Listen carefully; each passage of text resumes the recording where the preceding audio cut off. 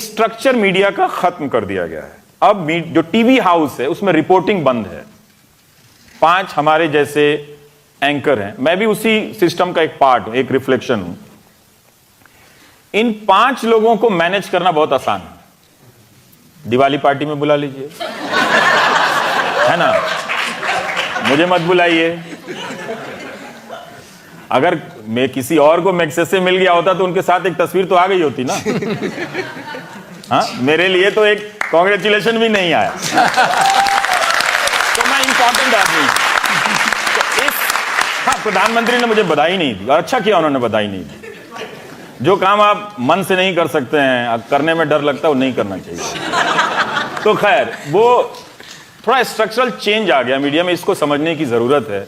Ideological change आया है और अब आप इसको वापस नहीं ले सकते हैं। एक चैनल में नहीं आया है, आप 2-3 चैनल को देख रहे हैं, या हम भी बात कर रहे हैं तो ऐसा लग रहा है कि हम 2-3 चैनल की बात कर रहे हैं, पर आपको कोई अंदाजा नहीं है कि करोड़ों लोगों तक पहुंचने वाले हिंदी अखबार में क्या हो रहा है। खबर ही नहीं छपती है। कोई अंदाजा नहीं है कि दूसरे रीजनल लैंग्वेजेस के टेलीविजन चैनल में क्या हो रहा है। अयोध्या का जब वर्डिक्ट आता है तो कर्नाटक के एक चैनल का एंकर नंगे पांव खड़ा है। उस हिसाब से तो जजों को भी नंगे पांव जाना चाहिए था। वो तो शाम को ताज होटल चले गए थे पार्टी करने के लिए। तो बीजेपी के महासचिव ने ट्वीट किया, ये होती है श्रद्धा, अंदर से आती है। सरकार से सवाल करना, इससे बड़ी देशभक्ति कुछ नहीं हो सकती। एक सिटीजन जब एक गवर्नमेंट के सामने खड़ा होता है ना, तो इतने बड़े एम्पायर के साथ वो एक तरह से निहत्था होता है, अकेला होता है, ज्यादा इनसिक्योर होता है। और वहां जब खड़ा होकर वो सवाल कर दे तो प्रोटेक्शन गवर्नमेंट को नहीं मिलना चाहिए, सिटीजन को मिलना चाहिए। इसीलिए सेडिशन का जो लॉ है, अगर लगाना है तो उस मंत्री पे लगा दीजिए जिससे सवाल पूछा गया और जो जवाब नहीं दे रहा है। और जिसने सवाल पूछा है उसको कम से कम सरकार को 1000 रुपया इनाम के तौर पर देना चाहिए। क्यों?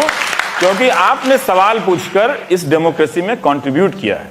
So there should be a contribution money or prize for every citizen who asks question. Okay, thank you. मेरा नाम कुशल है एंड अपने ज़िंदगी, दिमाग और दिल का सही यूज़ करने के लिए थैंक यू, शुक्रिया। बहुत छोटा सा सवाल है, अगर गांधी आज जिंदा होते, वो मोदी और शाह से कैसे डील करते? और मैं इसलिए पूछ रहा हूँ क्योंकि मैं अग्री करता हूँ कि सवाल पूछना चाहिए, पर मेरे ख्याल से ऑलरेडी इतना लेट हो चुके हैं कि जब तक सवाल पूछते पूछते टाइम बदलेगा, बचेगा नहीं कुछ ठीक करने के लिए। Okay, so the question really is that if Gandhi was alive today, what would he have asked the governing ruling party today, especially Mr. Modi and Mr. Shah? बढ़िया क्रिएटिव सवाल है आपका। मैं आपको हर रोज देखता हूँ। यस, अमित शाह और नरेंद्र मोदी गांधी को फेस ही नहीं कर पाते।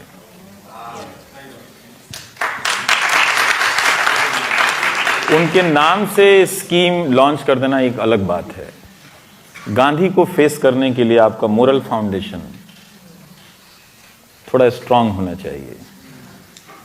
मुझे नहीं लगता कि ये लोग फेस कर पाते, और गांधी होते आज के दिन में वही करते जो उन्होंने अपनी हत्या से पहले के 1 साल में किया था।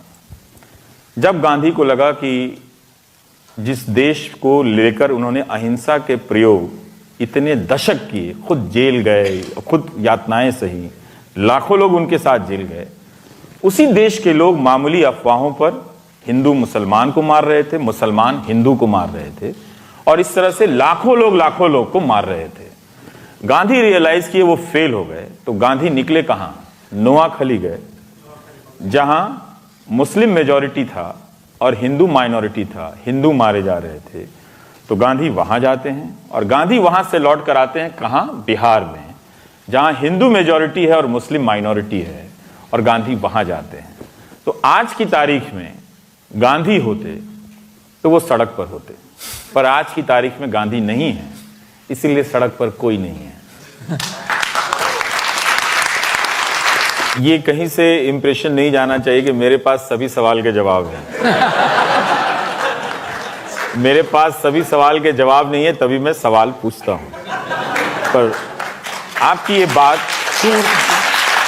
सही है कि जिस तरह से जेएनयू के प्रोटेस्ट को डिमोनाइज किया गया है उसका एक सिंबॉलिक मतलब है। वहीं से कुछ लोग आवाज उठाते हैं।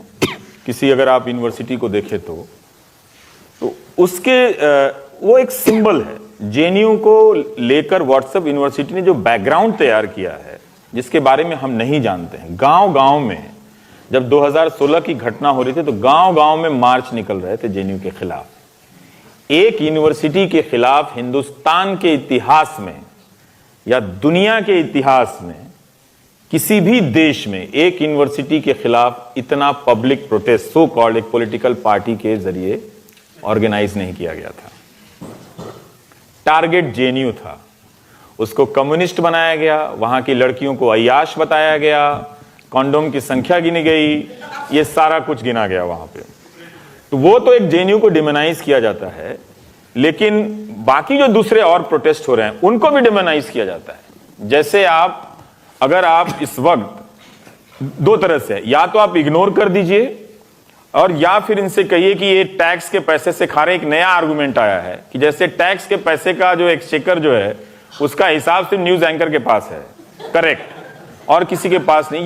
ये उसी आइडियोलॉजिकल सिस्टम का पार्ट है कि जहां भी प्रोटेस्ट की संभावना है उसको क्रश करना है। और अगर आप जेएनयू को लेकर पब्लिक के माइंड में अचीव कर लेते हैं, जो मैं मानता हूं कि उन्होंने कर लिया है, तो आप बहुत कुछ अचीव कर लेते हैं अपने हिसाब से। इस बार लेकिन एक थोड़ा चेंज देखा मैंने कि जब हमने अपने प्रोग्राम में दिखाया कि जेएनयू के 40% स्टूडेंट वाकई में गरीब हैं, तो पहली बार मैंने देखा कि मुझे कम से कम 200-300 भारत के बाहर के लोगों ने कहा कि क्या आप उन स्टूडेंट्स का कांटेक्ट दे सकते हैं, हम उनको स्पॉन्सर करना चाहते हैं। जब मैं यहाँ लैंड किया तो गूगल के ही एक एम्प्लॉय मिले और उन्होंने मिलते के साथ मुझसे पहला सवाल यही किया कि हम कहीं कोने में मिले थे, सीढ़ी के कोने में, अरे आप यहाँ हैं तो मुझसे आपसे एक सवाल पूछना है कि मेरे माँ बाप बोलने नहीं देते हैं, कहते चुप रहो मत बोलो। अब गूगल में हो, डॉलर में कमाते हो, यहाँ रहते हो, और तब भी फेसबुक पे लिखने से माँ बाप मना करते हैं। मुझे लगता है कि हम माँ बाप की बहुत सारी बातें नहीं मानते हैं और ये हमारी अच्छी क्वालिटी है। उसमें ये बात हमें सबसे पहले नहीं माननी चाहिए और कहनी चाहिए, पर डर बहुत जरूरी एक डर है, बड़ा एक वास्तविक डर है।